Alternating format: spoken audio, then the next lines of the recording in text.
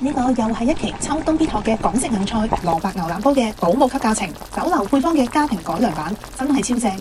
你睇下呢個湯汁濃稠掛壁，牛腩軟爛入味，蘿蔔清甜多汁。下面嘅教程全部都係細節，喺屋企就可以輕鬆復刻。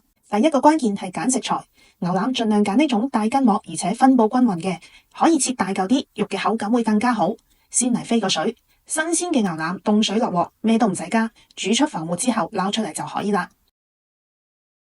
蘿蔔呢，如果買得到，非常推薦你哋試下扒齒蘿蔔，係廣東地區嘅特有品種，肉質雪白，清甜又冇渣，係好多老師傅嘅私藏嚟噶。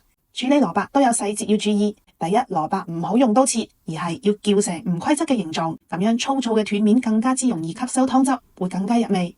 係咪好多人都覺得蘿蔔會有啲澀同埋辛辣呢？我哋嚟做個簡單嘅預處理就可以解決。水入邊加適量嘅砂糖煮溶，將蘿蔔放入去煮5分鐘左右。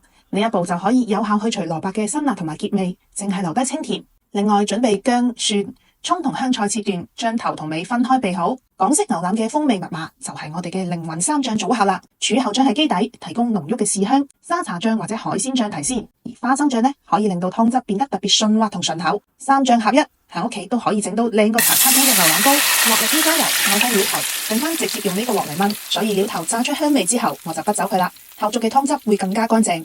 我哋啲醬要炒一炒先夠香㗎，重新開火，油熱之後按呢個配比加入醬料，細火翻炒半分鐘，唔好炒太耐，如果唔係醬料會有燶味。聞到醬香之後，將炒好咗嘅牛腩放入去，大火翻炒到表面裹上醬汁，跟住加入生抽、蠔油、八角香葉同一小塊片糖，加入沒過牛腩嘅熱水，大火煮滾之後轉細火，加蓋慢燉1個鐘頭，令到牛腩充分軟爛。然之後將處理好嘅蘿蔔放入去，再燜20到30分鐘，直到蘿蔔變得通透。真的給我笑迷糊了，整間屋子都是牛奶香味。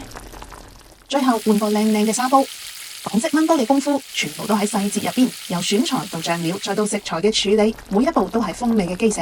開大火收一收汁，令到湯汁濃稠咁包裹喺食材上邊，再加入靈魂香菜就可以上台啦。牛腩燜到軟爛入味，蘿蔔吸飽咗精華，每一啖都係濃郁嘅港式風味。裝一碗白飯，淋上呢個濃郁嘅湯汁，哇！真係香到神仙都唔悶啊！冬天嘅時候整返煲真係太幸福啦！記住啦，還原港式家常味就係咁簡單。我係黃小丫，下期再見。